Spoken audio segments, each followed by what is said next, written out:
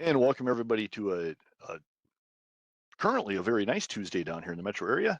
My name is Benji Cohn with the Minnesota DNR, and we are in our 239th episode of the Minnesota Outdoor Skills and Stewardship Series. Today we're talking to Brent about the Boundary Waters Canoe area, pretty special spot to a lot of people in Minnesota. A lot of people like to go up there and do a little fishing in the summer. And we're going to talk a little bit about how surveying happens up there, how our fisheries manages that. So Brent's been with the DNR since 2011. He's currently the acting tower area supervisor. Got to start up in International Falls up there. Prior to that, he was in Tower in Finland, and he's been up in the Arrowhead region for over 20 years now. So, Brent, welcome to the program. Appreciate you joining us today, and we'll turn it over to you. All right, thanks, Benji. Yeah, thanks for the introduction. I'll kind of get right into it. Like I said, this topic is mostly going to be about kind of how we in DNR fisheries get some of these surveys done and some of our stocking done in the BWCAW. Like Benji said, most people are pretty familiar with the wilderness area. You know, it's largely no motors. There are some motor lakes that motors are allowed on, but you know, it's far different methods than just, you know, the typical two people that you might have seen on a boat setting gill nets or trap nets on lakes that you're familiar with that are, you know, throughout the state. So with that, we'll just get rolling. So a brief overview. I'll talk a little bit about the history of the B-dub as far as some of the dates when the, you know, the years that the land was put into these different protections. Talk a little bit about the agreement that we have between the U.S. Forest Service and Minnesota DNR Fisheries. So we have, you know, fisheries has its own thing. DNR Wildlife has a different set of rules that they work by. So we'll get into a little bit about that. And then how the surveys and stocking are actually completed. And then towards the end of it, I have a little bit about what data are collected. Most people, I think, are familiar with Lake Finder, but that's where a lot of this data ends up, but how we use it. And then a little bit also about angling. And I'll put in a plug right now. You know, Scott McInthune, who's also an area manager, he did a talk, I think it was about 2 Marches ago, about fishing in the B-dub. And I won't touch a whole lot on the actual angling aspect, but I think Benji was going to put that in the chat, and that's certainly a good one to take a look at if you want to maybe some more in-depth topics as far as actually fishing in the boundary waters. So with that, you know, most people in Minnesota and largely around the country are pretty familiar with the boundary waters. So this is just the snapshot of the red outline outlining where the actual lines of the boundary waters is. This air photo is unfortunately not the greatest, but the International Falls work area, fisheries work area, is in the upper northwest. That contains about 88 square miles of boundary waters. Tower, kind of in that middle western, you know, 2/3 or half to 2/3. We have 904 square miles. Finland along the southern edge, 249 square miles, and then Grand Marais on the east side, approximately 469 square miles. So all told, we're looking at 1,710 square miles. And in Tower alone, you know, the state's broken up into, I think, 26 fisheries areas. In Tower, we do have a pretty good sized fisheries area, and the boundary waters makes up approximately a quarter to a third of our entire work area is within the wilderness line. So, and even within that, a lot of our lakes, I would venture to guess, you know, probably half of our lakes exist within those boundaries. So, it does require a substantial amount of work to get in and do these surveys. And, you know, and this isn't just for Tower too, this is for the other 3 areas as well, that a lot of the same methods that I'm going to describe today that these other areas also use. So some of the key dates, and Scott actually, McIndoe also touched on some of this stuff on his angling presentation. But 1926, the BWCA was designated by the U.S. government as a roadless area. We don't really see that 1926 date referenced a whole lot. It's more of the next two, the 1964 and the 1978 dates. So 1964, the Wilderness Act was enacted by Congress, which included most of the present day BWCA. There was a little bit of change between the 1964 and the 1978 dates. But the 1964 established wilderness areas to be undeveloped, and then some motor use and logging was still allowed in what we know as present day BWCA. Fast forward to 1978, the Boundary Waters Canoe Area Wilderness Act gets enacted. This is the date that most often is referenced as far as what people consider the actual, when talking about the Boundary Waters Canoe Area. This eliminated logging and snowmobiling and then restricted motorboat usage. And as I said, there's still some areas where there's a horsepower limit of 25 or less that motors can be used, but it's only a handful of lakes.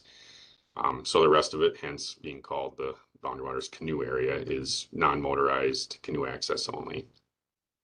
And then finally, 1986, the last permanent resident, Dorothy Moulter, passes away at the age of 79. And most people have probably heard of Dorothy Moulter. She lived on Isle of Pines on Knife Lake. She was also the famous root beer lady that people coming through on trips back in the 60s and 70s would stop and she would make root beer, and it was quite famous, at least up in this area. So the agreement that we have with the Forest Service has evolved a little bit through time. The current one that we have that's signed between Minnesota DNR Fisheries and the Forest Service that governs how we do things was written in 2015. So this allows us, Minnesota DNR Fisheries, to use motors on non-motor lakes under some certain criteria, and only within the time period of after Labor Day or before June, or until June 30th. So essentially, today, July 1st to Labor Day, the Forest Service considers that the highest use period.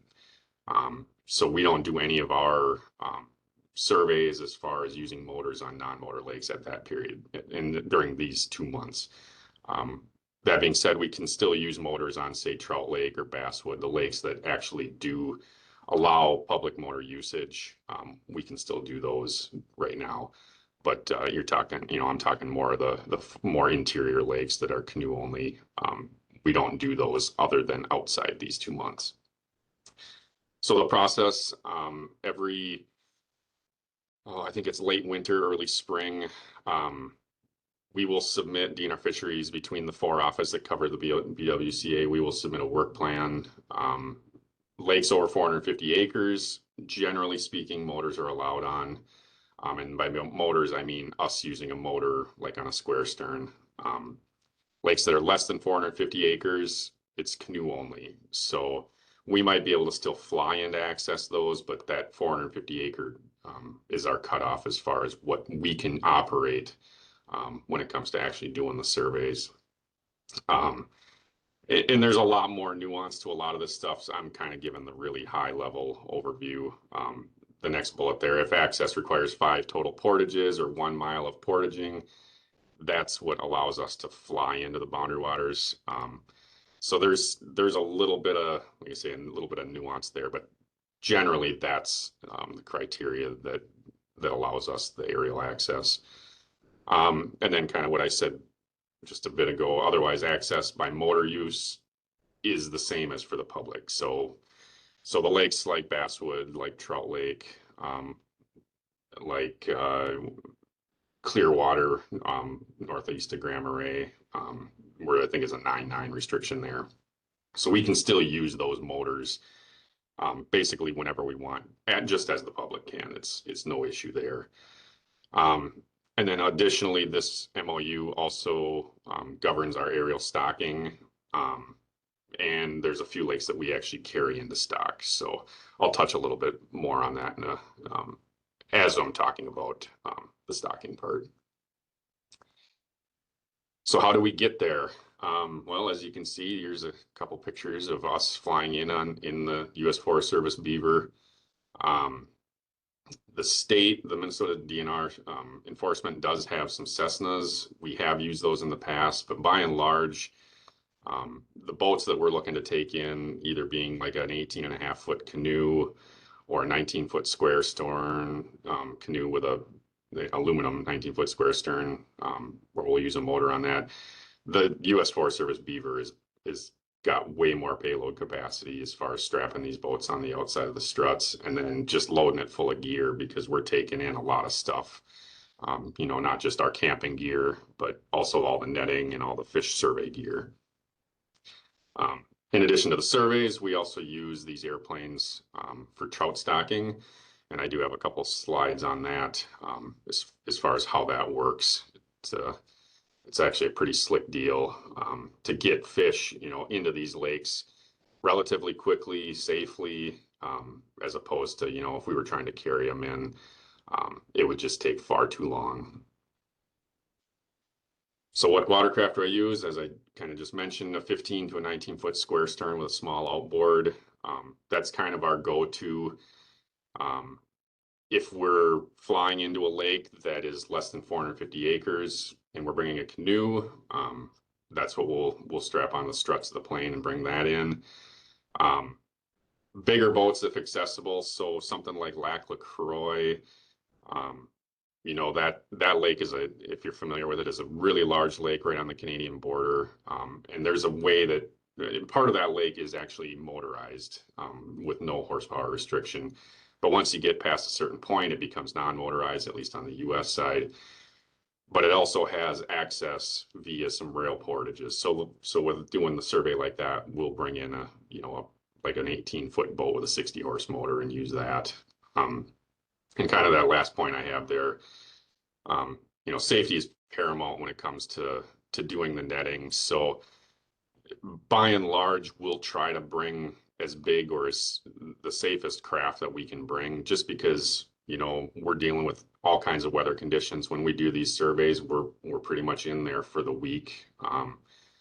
And if it's lightning or something like that, that's one thing we'll get off the water. But if it's windy, and we've got nets out on the water, we're picking them up one way or another. And that might mean being strategic about where we put nets to try to play with the wind forecast. But it's one of those things where, if you're on your own personal BW trip and you get windbound for a day, that's one thing. But we really can't leave this stuff sit. We've got to do whatever we can in order to get these nets picked up every day and reset.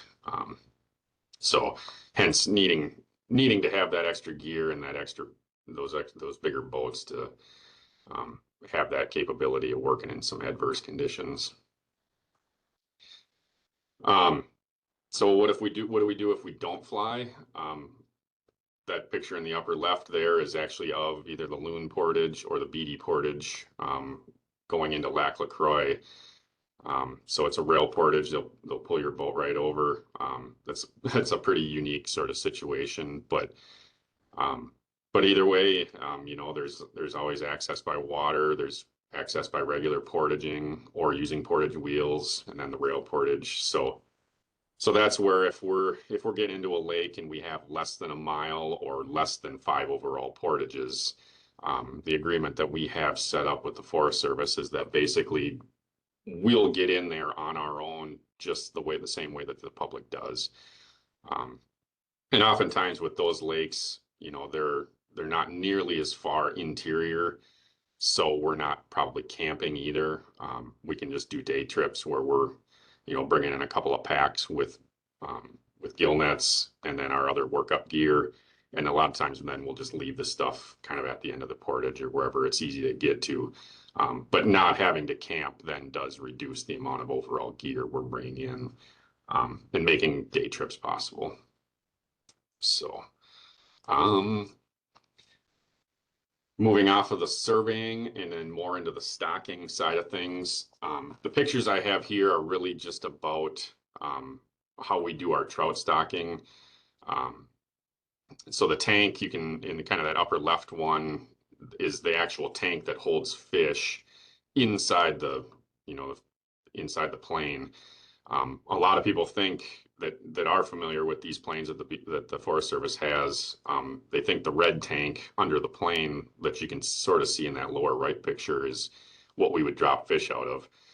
That's not the case. That's actually strictly for firefighting. The Forest Service, I believe that tank holds 125 gallons of water that they can scoop into that, but we do not load fish into that.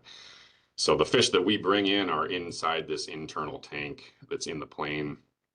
There's, I believe, 5 compartments. We can hook up oxygen bottles.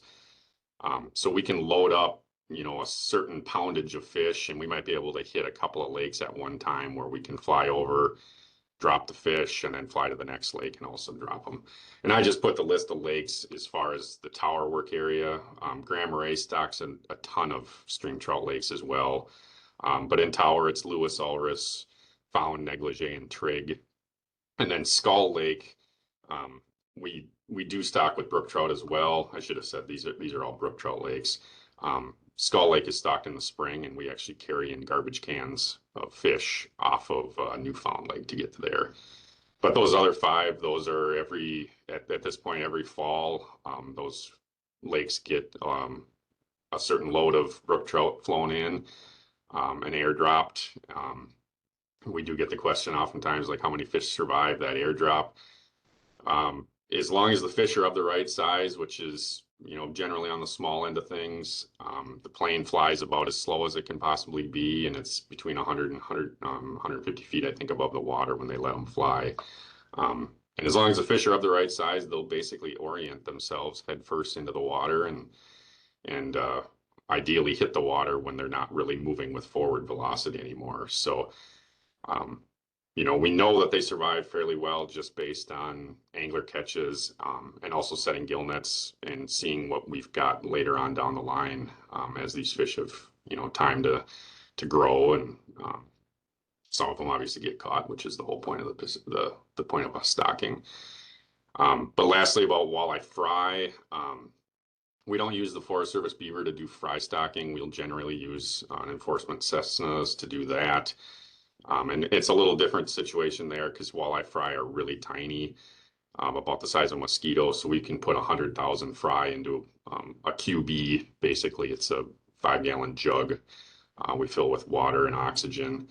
And then those can just sit right in the plane, and we take those in, land on the lake there. We don't airdrop those, and then kind of temper them because they're so small. They're only a day old, and then stock those out.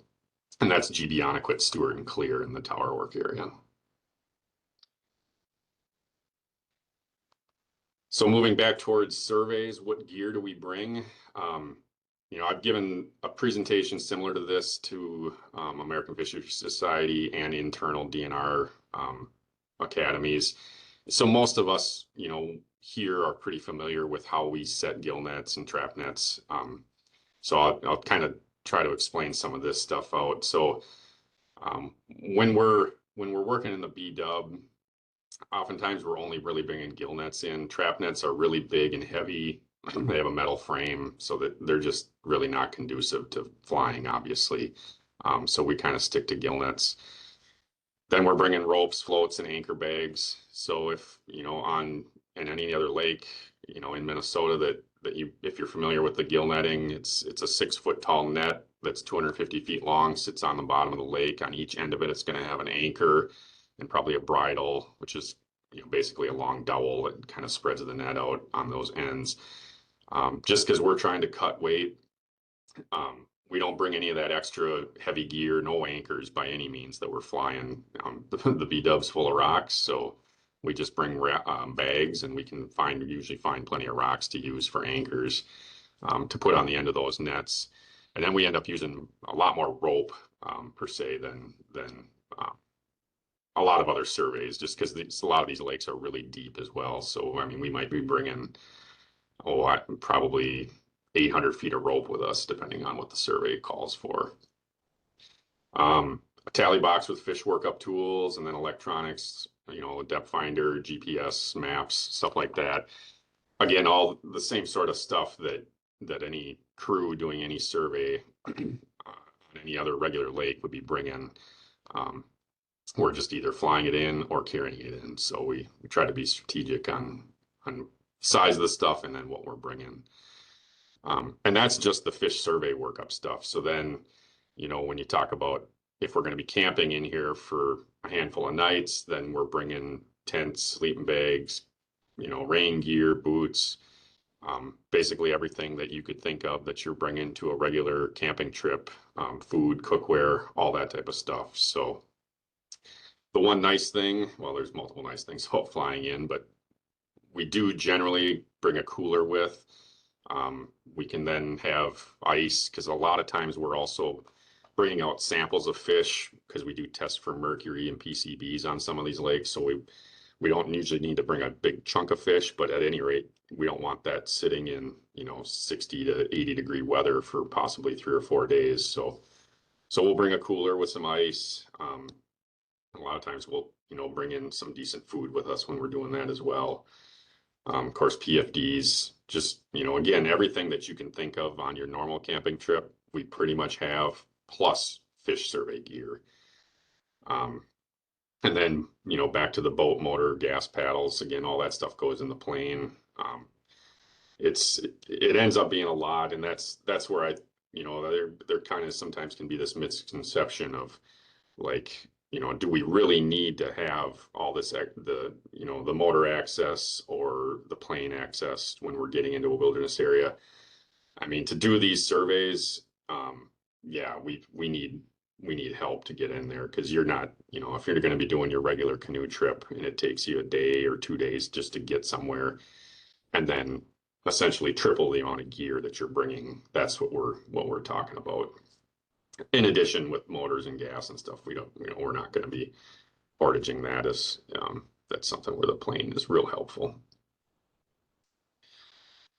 So some of the gill netting in general, again, if maybe some of the audience isn't real familiar with how we set these gill nets, setting them out of a canoe is obviously far different than setting them out of a regular boat. We use a tiller boat a lot of times as our survey boats. A person in the front that can set the net up, toss the buoy out, toss the anchor out, and the person driving just slowly backs up. If you're in a square stern, it's not a whole lot different. Well, I should say square stern or canoe. Typically, the person in front who's working the net will actually spin around and face the person driving or the person who's in the back of the boat. And they'll drape a leg over so that you're not catching the net on the gunnels of the canoe and stuff like that. But as you can imagine, if you're trying to set a gill net in a canoe and it's 250 feet long and you're battling the wind, it can be challenging at times. Which again, having even a small motor on those lakes bigger than 450 acres is pretty valuable. But so that first point, just like normal, only out of a canoe or square stern, probably means a little more to people that have actually set gill nets out of a boat. No bridle, and then the rock bags for anchors. And then the same thing with picking the net. So, typically on a lake where you can have a 16-foot boat or whatever that we're working on normally, it's pretty easy to just pick the fish as you go, or if you're really in a strong wind, you can pull the whole thing back in and pick fish out in a better location that you're not getting hammered by wind. With the canoe, the person in the front again is going to have to turn around, and then usually the person in the stern climbs into that kind of middle compartment that's right behind the thwart bar, and then you work together pulling that net in, trying to pull fish out of it at the same time. Again, if it's real windy, you can just rope it in, which is actually what these pictures are of a whole bunch of suckers. This is actually, I believe on, I wanted to say Ogishkamutsvia, that's not right. It's Vera Lake. I was part of this survey probably 10 years ago now. So, you do gotta be pretty agile to be able to maneuver around in a canoe, and obviously you're wearing a life jacket the whole time, but it's just a little bit different of a procedure than working out of your typical motorboat. So what do we catch? Well, as you can imagine, or if people are familiar with this area of Minnesota, it depends a lot on the lake. A lot of our lakes, we may only have warm and cool water species like walleye, pike, largemouth, smallmouth, perch, crappie, bluegill, lots of suckers in a lot of our Boundary Waters lakes. Um, the lakes that contain cold water species, by and large, are quite deep, and that's more like the lake trout, lake whitefish, Cisco, and burbot. And that's those lower pictures. There's a retired technician of ours, Jeff Mueller. He's holding a lake trout, and then there's Cisco in the lower right. Once again, some of these nets get set in 100 feet of water, so it's a pretty big ordeal to lift that stuff that far out of that deep water. And actually, where that lake trout is from, Lac La Croix, so we're actually working out of a big boat there. And then finally, that last bullet point, stock stream trout. We do assess the lakes that we stock stream trout in. Mostly it's brook trout in the Boundary Waters, and we'll try to oftentimes pair that up with another lake that's in the area that we're surveying. But by and large, these lakes are fairly infertile, even though they do have good populations of fish in them. And a lot of people obviously coming to the Boundary Waters are coming there to fish. So it's good that we need to make sure we keep an eye on these populations.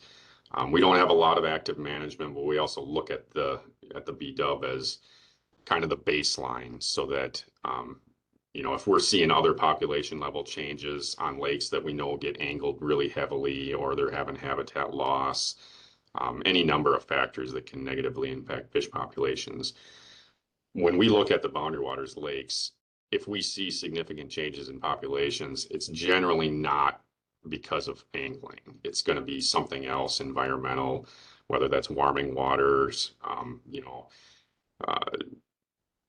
especially warming waters in the summertime, where we might see cold water refuge like the Cisco's and lake whitefish and lake trout need. If those lakes are getting squeezed out, it's not necessarily because of habitat loss or anything like that. It's a bigger picture. So that is why we do a lot of these surveys in the Boundary Waters, even though we're not actively managing them, is to just get that snapshot of what more or less pristine lake, pristine condition, how are those populations of fish being affected by what's going on around them. Once we get the nets in, now we have basically a tub of fish. What do we do? Well, one of the big keys is try to get comfortable, for one. We don't have tabletops out there in nature, so we do what we can where we can find it.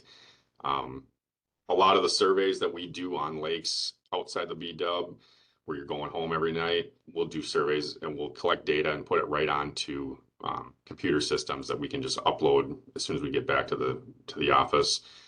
Out here, we don't want to take the risk that we have a computer malfunction or batteries dying, so it's still largely done on paper. And it's right in the rain paper, so that certainly helps. But as you can see by the fire, if you get rained on all day, you still got to find a way to dry your stuff out. So it really is an interesting part of it. Like especially when you're in a canoe, you take for granted how much easier it is when you have a motor. Like you actually have a break there between picking up a net, finding a spot that you can actually get to shore in a really rocky environment, and then working up fish, versus being in a canoe. You're going to still try to find those areas, but it also takes effort then to move around. So having that motor is pretty handy. What do we eat? Well, as you can imagine, it's mostly the same type of food that anybody brings on a BW trip. Obviously, like I said, if we have a cooler with, that can help just to have a few more niceties from home. We generally don't have a ton of time to fish. Like people will think, oh, you get in there and you can do your own fishing. On Mondays, we generally have more time because that we'll fly in, we'll set nets, and then we're kind of just hanging out until the next day that we start picking fish and working up. So, so if we find time, we'll bring a fishing rod with. And then, a lot of the other stuff is just kind of snacky foods, just your typical stuff that you'd bring in the B-dub. Try to keep it relatively lightweight, especially if you're doing multiple lakes and going to be moving around. But having a base camp is also pretty nice.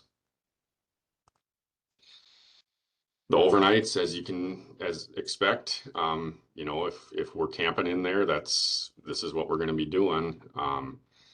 Generally speaking, as long as the forecasts are pretty good, we'll fly in on a Monday.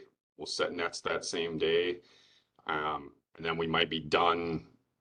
Usually, we can either be done in 2 nights or 3 nights, sometimes up to 4 nights. Just depends on the number of lakes that we're trying to knock out, the size of the lakes, the travel condition, how many nets we're setting. We're paying the Forest Service when we fly in, or we're paying one way or another to get there when we're talking about using aircraft. So we'll typically try to survey more than one lake, especially if the objective is a small lake. If we're doing something like Knife Lake, that's an enormous lake that stretches a long distance, that's the only thing we're doing for that week. But like this coming fall, we're actually planning on doing a lake called Missionary, Explorer, and Negligee, and they're all right next to each other. Negligee is, if you recall it, a stock stream trout lake, but Missionary and Explorer both have lake trout. They're all relatively small. It'd be a canoe access survey, but we'd try to knock out all 3 of those in the same week so that we can get as much information we can in the shortest amount of time, and really make it worth flying in there to get those surveys done. It doesn't do us any good to sit around at the end of the day. So it's, by and large, we're working from 7, 8 in the morning, or whenever we get up, get some food in our bellies and get rolling. And when we have nets in the water, oftentimes we're working till 6 or 7 at night, and then come back to camp and do all the stuff that we normally have to take care of at camp as well. And then just some more pictures of camping. Those additional chores being camp prep, meal prep, water filtration, cutting firewood, just like anybody else would do on your own normal B-dub survey or B-dub adventures. So it's been relayed to us like, oh, it sounds like a vacation type of job, and it's like, well, sort of. I mean, if the weather conditions are really beautiful and it's not windy and the bugs aren't bad, yeah, it's pretty good work. But at the same time, we get up in the morning and we're off to work. We're not laying in camp all day, or I think I want to read a book today type of thing, or the forecast doesn't look great, maybe we'll just hang out. You put your rain gear on and off you go. And as you can imagine, anybody that's been in the Boundary Waters, we do see quite a bit of wildlife out there. Lots of loons, swans, lots of different waterfowl. The picture in the upper right there is actually of my tent with a bear coming in to visit us. This is actually on Knife Lake. When you get habituated bears at campsites, they can be a problem. So, also, moose, deer, lynx, wolves, just basically everything you can think of that you'd be seeing on a normal B-dub trip. That's where, the thought of like, it's a vacation. Well, yeah, this type of stuff is pretty cool that you can, think of it, this is your work area and this is the job that you're doing. So, of course, the flip side of that is what can go wrong. Well, weather, no way. Bugs, no way. I mean, anybody that's spent any amount of time in the Boundary Waters knows, if you can go for a week straight without getting rained on, you're really lucky. The bug load in the springtime, this spring has actually been awesome. It was a relatively cool June.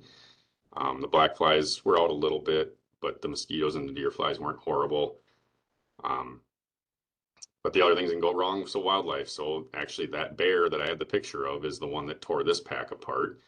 Um, we had flown into this site on Knife Lake. We hung our stuff up, and apparently it still wasn't far enough away. And you can if you can see on the in the video, there is actually a rope on that pack that was strung suspended between two trees, and that bear somehow still was able to, I think, leapt from the tree to grab onto the pack and tore it apart.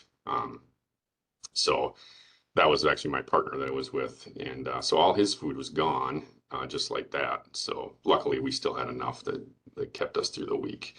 But just one of those things, like you do everything you can to prep and be ready for it, and still something can go wrong.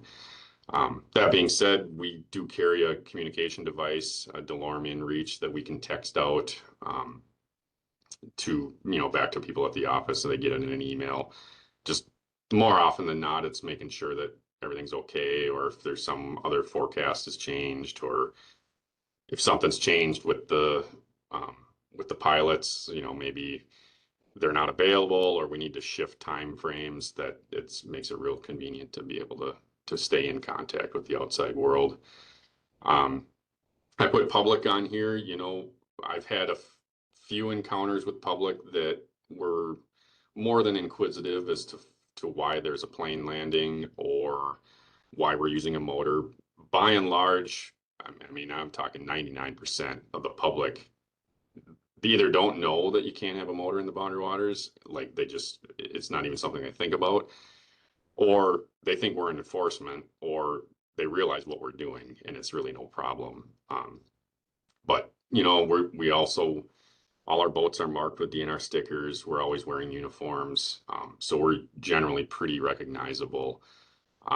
But that being said, it is a wilderness area, and we're cognizant of that too. Like we actually do talk to quite a few people when we're doing these surveys, especially with a motor, just to keep them informed as far as why we're out there. And then if they do have any concerns about, well, I wanted to be in a quiet trip with no motor, it's like, we try to minimize the amount of motor usage that we do, and be as respectful as we can. So a lot of it is just, having good communication with the people that you're sharing the lake with for the week. And then darkness. I mean, when we do surveys in September, the days are obviously a lot shorter than they are in June. And if you're trying to tackle a lot of work, the darkness can creep up on you. And I've been a part of it, and some of our other crews too, where you roll back into camp and it's 7:30 at night at that point, and you still got a net full of fish, and at least it's out of the water, but you still got some work ahead of you before you can have dinner and retire for the night. But there's also obviously some real nice views. Most of these pictures are taken from around the Knife Lake area. This would have been like on a Monday when we set nets. We actually weren't surveying Knife Lake, we were surveying Spoon Lake. And then had some time to climb up on one of the high peaks and take a look around. And so yeah, it's a beautiful area that obviously attracts a lot of visitors, and it's an enjoyable place to be. And of course, a little bit of a historical context. There's pictographs in several different areas of the Boundary Waters. It's pretty easy to find them as far as just Googling it and finding a map. Some of this stuff is from Lac LaCroix. I think that top one might be from the Basswood River, but it's still interesting and entertaining to kind of check out some of this stuff when we're out there working. And then finally, at the end of the week, a pretty welcome sight is when you hear that rumble of the beaver coming to pick you up at the time you were expecting them to be there. So especially if you dealt with some questionable weather and bugs or whatever, like stuff like that. But it's by and large, we're flying in on a Monday and we're flying out on a Thursday, so it's as fun as it is to be in there and enjoyable as a lot of that work is. Sleeping back in your own bed is usually a little bit more comfortable than on the ground. So I'll move, that's kind of the most of the information about how we're doing the surveys. I got a few more slides here. What do we collect when we're in there? So temperature and dissolved oxygen profiles, especially once we get into the, the more later summer and fall season when there could be those squeezes of temperature and oxygen. A lot of times we're looking at information on invasives. If we think there's been possible new introductions, we can bring some additional sampling gear. Otherwise, when it comes to actually doing the netting, this is the same sort of information that we're collecting from basically any lake that we're doing a survey on that includes gill nets throughout the state. So it's species, fish lengths, sex and maturity, look at their stomach, see what they're eating, and then finally taking aging structures. Especially on lakes that we're stocking with walleyes, we want to see if our stocking is actually doing any good. But like lake trout, lake whitefish, burbot, some of these cold water species that, we might be having a little bit of a concern about how they're responding to environmental conditions. And with gill nets, most of the time it's lethal, not all the time, but we then take aging structures out of via an otolith, which is an inner ear bone inside the fish's head. But this picture here actually was taken on Lac La Croix last spring of a beautiful lake trout. This fish came out of over 90 feet of water, was still living and in pretty good shape. And it's a true monster. That board that it's laying on is a 1 meter board. So that's, 39 inches long. And the depth of that fish, I venture to guess, is probably 10 inches tall, maybe even 11 inches. So, when we brought that fish in, it was still alive. I was able to hoist it over the side of the boat. You can see there's some water in that tub. We took a quick measurement and that was about it. I mean, obviously we weren't going to kill this fish. We got it back in the water and she took off right away. So, pretty cool to see something like that. And especially on a lake like Lac La Croix. I mean, we know that there's monster lake trout in there. So, where does the data go? So most people, I think, are familiar with Lake Finder. That's where we store a lot of the data that we collect. And it's not just that we're not just collecting this data to just put in there. Like we actually use it for looking at writing management plans if we want to do something different with a lake, with it, whether it comes to active management or if it's just monitoring. That's where that data comes into play. We also do, we have every year people call or email our office, and I'm sure the other offices that overlap with the Boundary Waters, saying, well, I want to go into this lake, but the last survey is from 1972, and has it changed? And it's like, well, yep, there's a reason it was from 1972, because it takes a lot of effort to get there, and there's a lot of lakes. So that's where I say sometimes 30, 40, even 50 years between surveys, depending on the size and the popularity and the accessibility of the lake. That being said, so lakes like Basswood Lake north of Ely, it's a motor lake, so it's a pretty high priority for us. It's likely the most visited and angled lake in the Boundary Waters. So the priority level is pretty high on that. So we survey that every, I believe, 10 years. But that's more of the exception than the rule.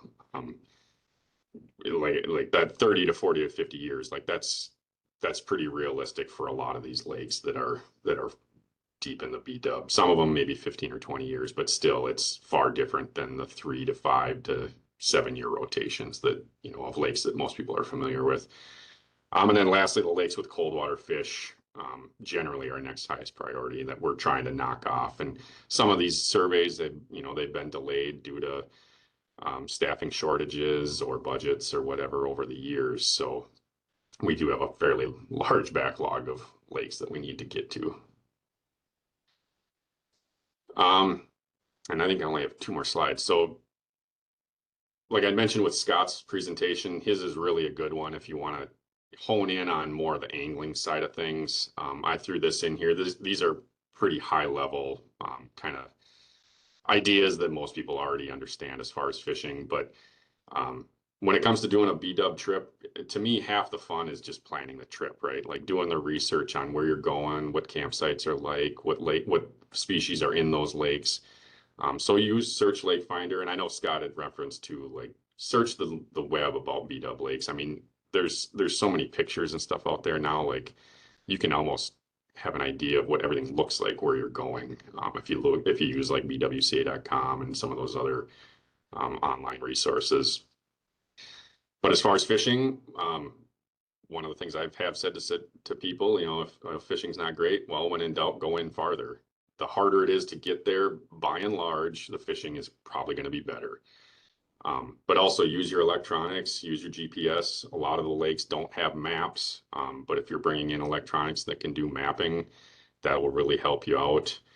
And if you're going more minimalist, we're not bringing a lot of that stuff.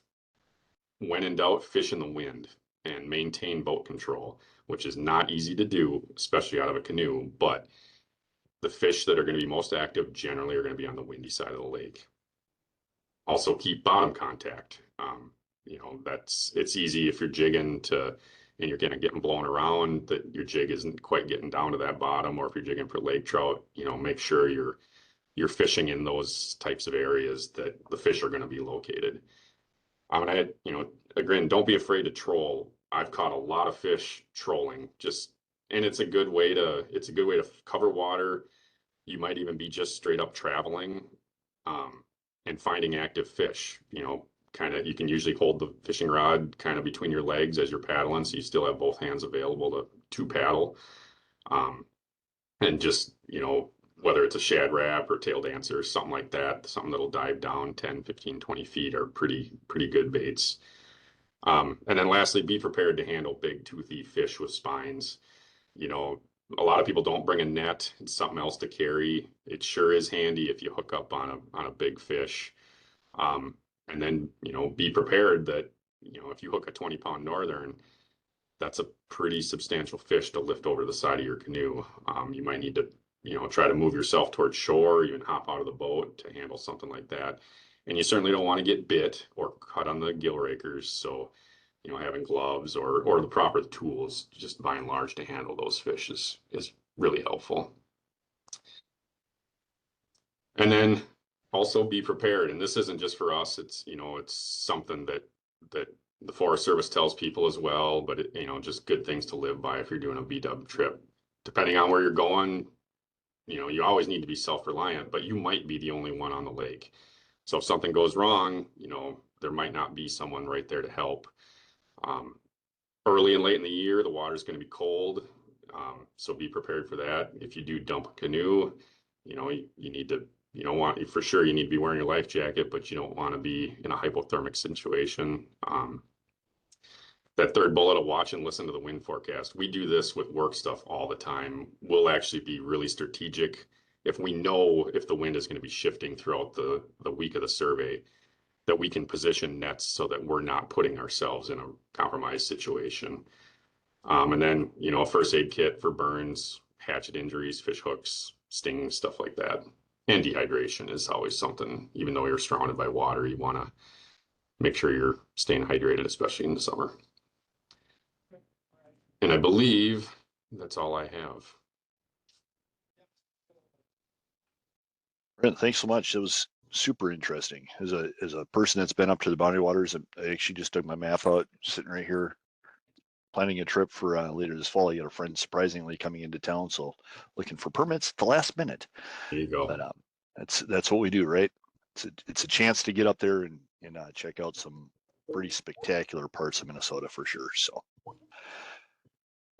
we just got a couple questions. We don't have too much time left, but one person's asking, are the mercury levels in the fish in the BWCA typically lower than other lakes in Minnesota? They're actually typically higher, and part of that is because of the nature of how mercury metallizes and gets into fish flesh. And by no means am I a chemist, but the water around here, when mercury gets into the water, there's also a metallization that needs to occur, which happens a lot of time in swampy areas. Again, we have a lot of those in these lakes. So if you look at sort of a heat map of where the highest levels of mercury concentration are in fish, traditionally speaking, the Northeast is usually higher. And that's not necessarily, like a pollution type of thing. It's more just that the chemistry of the water that we have around here is more conducive to that happening with fish. Interesting. And another viewer asked if you carry a Secchi disc kits into the BW. The PCA does that. They do clarity readings and whatnot. And if you ever share that data with MPCA. Yep, we do. That's part of our standard. When we do the temp DO profiles, we'll also take a Secchi disc reading. And that stuff, I think it may be on Lake Finder. I can't remember for sure, but yeah, we talk to the PCA as well frequently, and there's always information exchanged. So great. And yeah, one last question. If somebody has another one, we got about 6-7 minutes left. But this person says in one of your photos with the gill nets there's a lot of walleyes in that photo. How many are killed in a gill net survey? So nets, you can think of net as a relative abundance of the lake. So the more walleyes that we get in a net generally means the more walleyes there are in the lake. Like I said, gill nets by and large are lethal, but not always. So the fish that are in a lot of these lakes, if they're coming out still alive, we'll do what we can to release them. There's no reason for us to try to kill them. Especially if it's not a stocked lake and we're getting a sample anyways of ages and what we need to do. There was one picture, there's a whole pile of walleyes in a green tub. Those actually came out of a trap net that was in a different lake that we were actually able to get bigger nets into. Fish that are caught in trap nets almost always are alive, and we release all of those. So it's really just the gill nets that are lethal. But that's where you shouldn't really hang up on the lethality of it. It's if you're catching a lot, that means there's a lot there. So, and like you said, there's a long time in between getting surveys on these lakes, and we need right, yeah, we need a good baseline for it. So yeah, if you're doing a survey every 20 years, I mean, if you kill 50 fish every 20 years, if the DNR is doing that, that's really relatively inconsequential. Yeah, for the information that we're gathering. All right, I don't see any other questions come in, but if you have another one, you can reach out to Brent. His slide is up there with his email and whatnot. I did put a couple other links in there. We did do a webinar. When you mentioned Dorothy Mulder, it sparked a memory of doing one of the Jess Enberg, who's the director of the Dorothy Mulder Museum in Ely. She's a friend of mine, and came on and did a talk about planning a BWCA trip. So if you're interested in doing that, check out that webinar. I put that in the chat also. Scott's fishing one is in there, and then I did link to that BWCA.com is a great resource, as you mentioned, for looking for maps and entry points and photos and where people are catching fish or where pictographs are. There's a lot of information on that site. So if anybody out there is interested in learning more about that, some great resources for you. So, all right, we got a big thank you. So thanks, Brent, for joining us again. The 240th episode. In 2 weeks, on the 15th of July, we're going to talk to Brett Nagel about sampling rare fish. We're going to keep on our fishery staff here. So how we sample, how and why we sample endangered and rare threatened species of fish in Minnesota. Should be an interesting talk on learning a little bit more about why we do that and how we do it to not affect the species that much. So if anybody has any questions, again, reach out to Brent. Otherwise, stay safe out there, enjoy the warm weather, and we will see you in a couple of weeks. Thanks, everyone. Thanks.